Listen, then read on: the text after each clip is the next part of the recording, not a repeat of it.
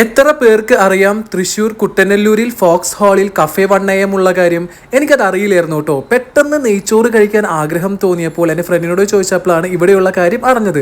നേരെ ഇവിടേക്ക് വിട്ടു. ആദ്യം തന്നെ സ്റ്റാർട്ടേഴ്സിൽ തുടങ്ങി ചിക്കൻ സീഖ് കബാബാണ് ഓർഡർ ആക്കിയത്. ആ പുതിനില ടച്ചിങ്സ് നല്ല കിടു ടേസ്റ്റ് ആയിരുന്നു കേട്ടോ. അതിനുശേഷം ഒരു ചിക്കൻ ടിക്ക റോൾ ഓർഡർ ചെയ്തു.